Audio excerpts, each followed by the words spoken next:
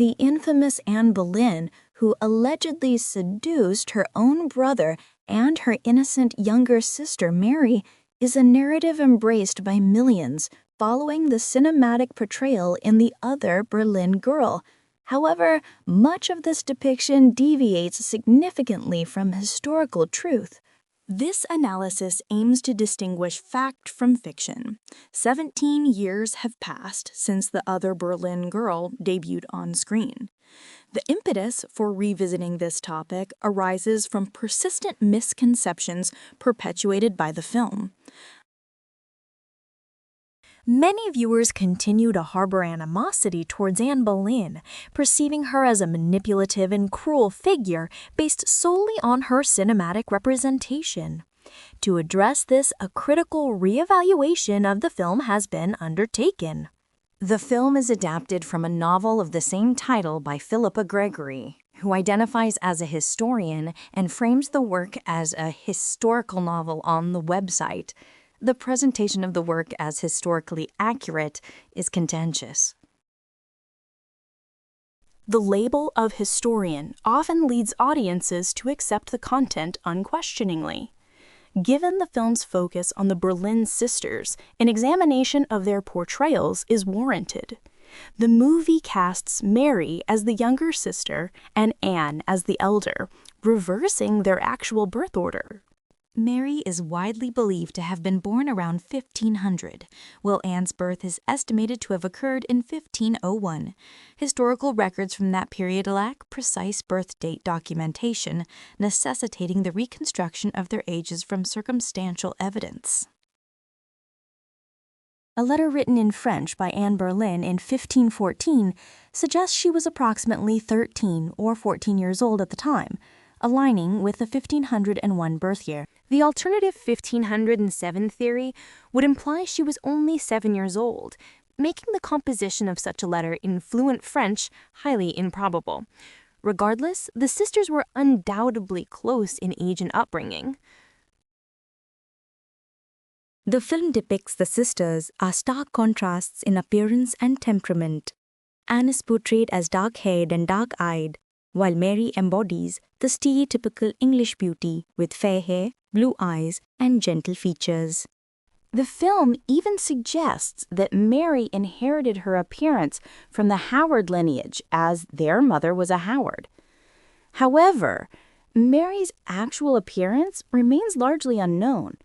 A single portrait attributed to her is housed at Heather Castle, but its authenticity is questionable. Furthermore, the film polarizes their personalities. Mary is depicted as kind, compassionate, and merciful, while Anne is portrayed as resentful, envious, and malicious. The true nature of Mary's personality is sparsely documented. Nonetheless, one event offers a glimpse into their perceived roles at court. During the Shrevetide festivities at York Place, in a performance known as the Chateau Vert, Anne played the role of Perseverance, while Mary played Kindness. This casting choice, while not definitive, provides insight into how they were perceived. Was Anne genuinely as vindictive and hostile towards her sister as the film portrays?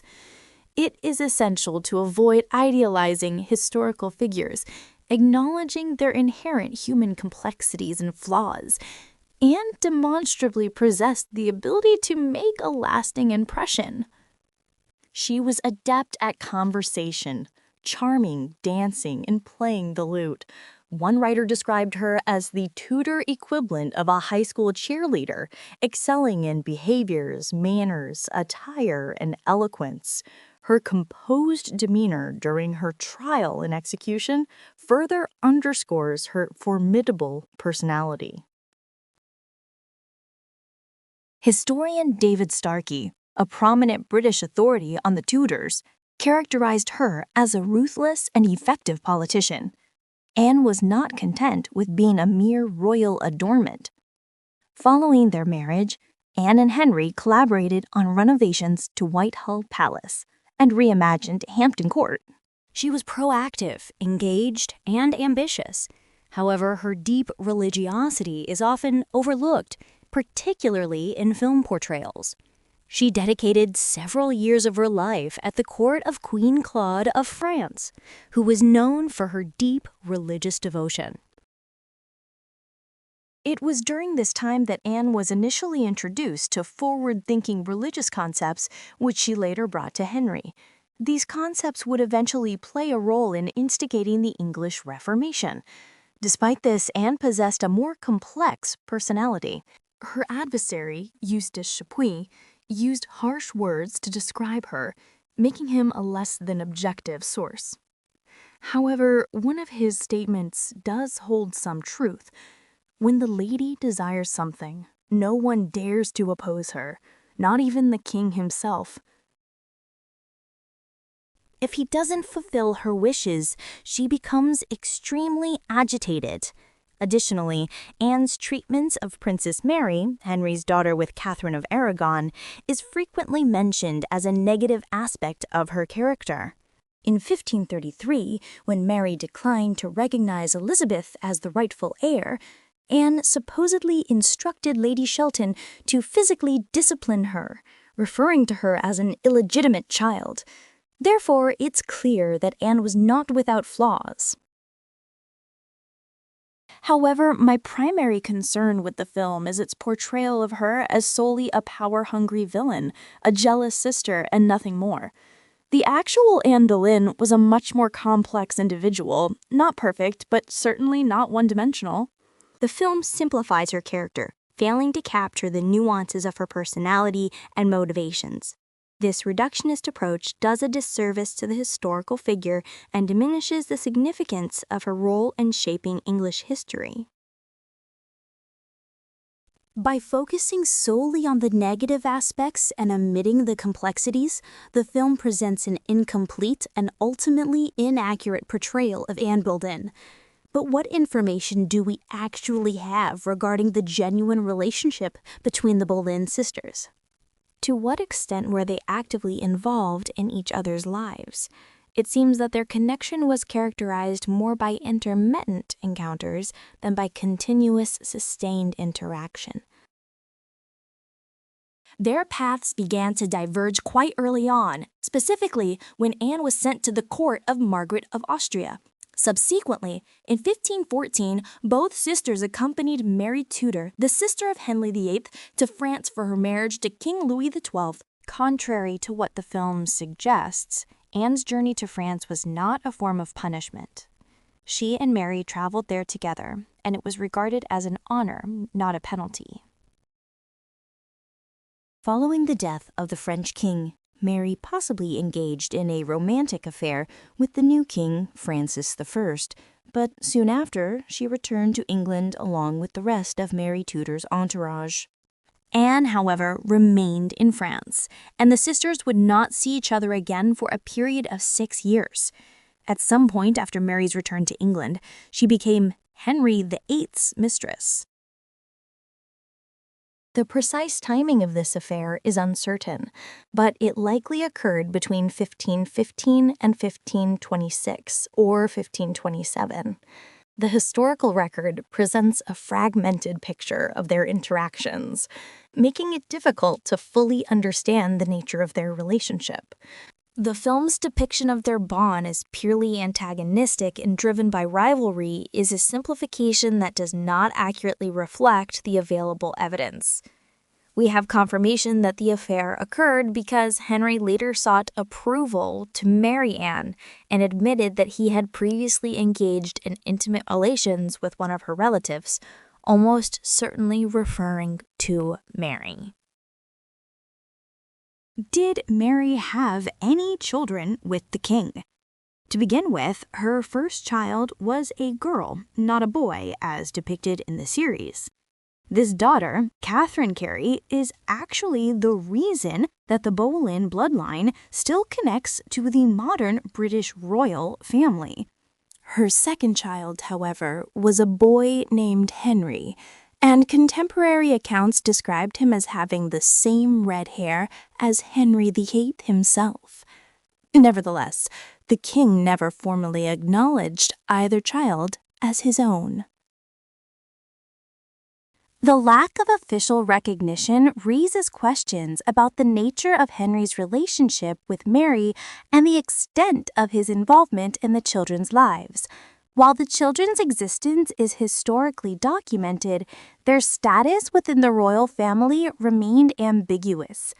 This ambiguity further complicates the understanding of the Boleyn sisters' relationship and the dynamics within the Tudor court. The film's portrayal of these events should be viewed with caution, as it may not fully capture the nuances and uncertainties surrounding the historical record. Personally, I don't believe that those children were fathered by the king. If Henry had genuinely fathered a son, he almost certainly would have acknowledged him, especially given his strong desire to secure a male heir. Consider the case of Henry Fitzroy, an illegitimate son he had with Bessie Blount, whom Henry not only acknowledged, but also granted titles and privileges, even considering him as his successor at one point. Therefore, the idea that he would quietly disregard a son with Mary Boleyn doesn't quite make sense. Interestingly, after Mary became a widow, Anne assumed custody of her son. This is often portrayed as a ruthless power play, as if Anne stole the child, but in reality, it provided him with access to a high-level education and valuable connections. In essence, Anne gave him a future.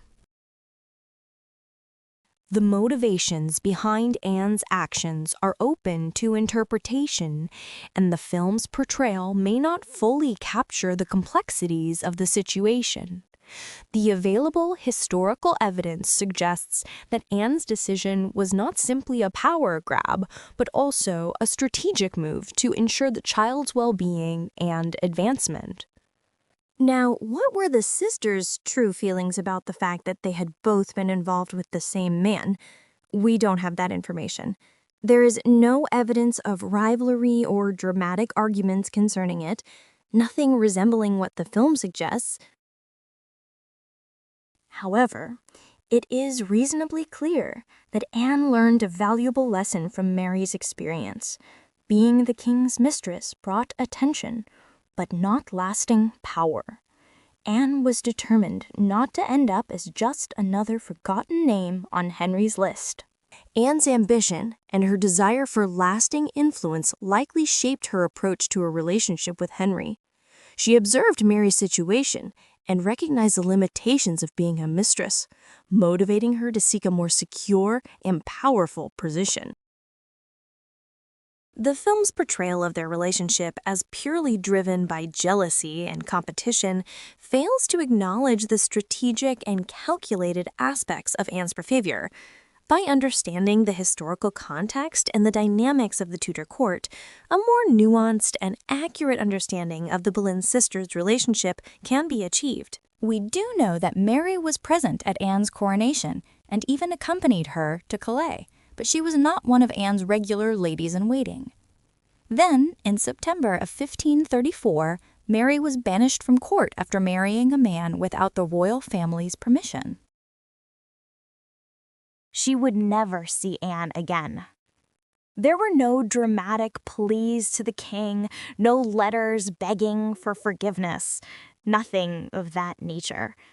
The circumstances surrounding Mary's banishment remain somewhat unclear, and the film's depiction of the event may not fully capture the historical nuances. The lack of documented correspondence or appeals suggests a certain degree of finality to the separation, but the reasons behind it may have been more complex than a simple act of defiance. The film's portrayal should be viewed with caution, as it may not fully reflect the available evidence and the ambiguities surrounding the Boleyn sisters' later years. Mary seemingly vanished from the realm of courtly affairs, even during the turbulent and disorienting closing months of her sister's decline. And emphatically, she did not raise Elizabeth. This notion stands as one of the most peculiar fabrications presented in the cinematic portrayal. In actuality, we lack definitive knowledge regarding whether Mary ever encountered her niece again, before her own passing in 1543. Frankly, I don't perceive a sense of profound connection or intimacy between these sisters, certainly not in the manner the film endeavors to depict. However, what are your thoughts? Were they emotionally distant figures in each other's lives? Did they once share a close bond that gradually eroded and dissolved over time? Please share your opinions and insights in the comments section below.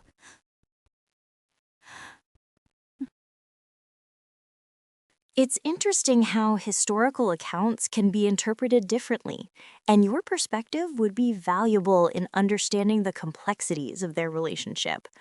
The nuances of familial bonds, especially within the context of royal life, often remain shrouded in mystery, inviting speculation and diverse interpretations. It is through these discussions that we can gain a richer appreciation of the characters and events that shaped history. Understanding the intricacies of personal relationships within historical events offers an enriched perspective on the complexities of the past. Royal families often navigate challenging circumstances that profoundly impact their personal connections, making it fascinating to discuss potential influences and impacts. In history, we see a multitude of instances where relationships have defined the course of empires, and it is through exploring these nuances that we gain profound insight. Your engagement in these discussions adds immense value to the conversation, fostering a more comprehensive understanding of the events that have shaped the world we inhabit today. In my estimation, this film failed to offer any genuine insight into Mary Boleyn as an individual. Its primary achievement seemed to be the gratuitous depiction of Scarlett Johansson in various bedroom scenes. Aspects such as her education, her experiences in France, and her determination to embrace genuine love, even at considerable personal risk, were relegated to the background. The very film that ostensibly aimed to narrate her story ultimately resorted to inventing one instead. We have previously voiced numerous criticisms regarding the Tudor series, and those critiques were certainly justified. However, when juxtaposed with The Other Boleyn Girl, that television program almost attains the level of historical accuracy found in a textbook. A significant flaw in the film lies in its chronological distortion of the Boleyn sisters' lives, with entire years' worth of events awkwardly condensed into the concluding 20 minutes. Yet, undoubtedly, the most glaring problem resides in the fabrication and misrepresentation of facts. The movie prioritized sensationalism over historical accuracy, choosing to create drama rather than deliver an informative account of the past. This approach not only disrespects the viewers, but also undermines the educational potential of historical films. It's unfortunate when creative liberties overshadow the opportunity to share history responsibly.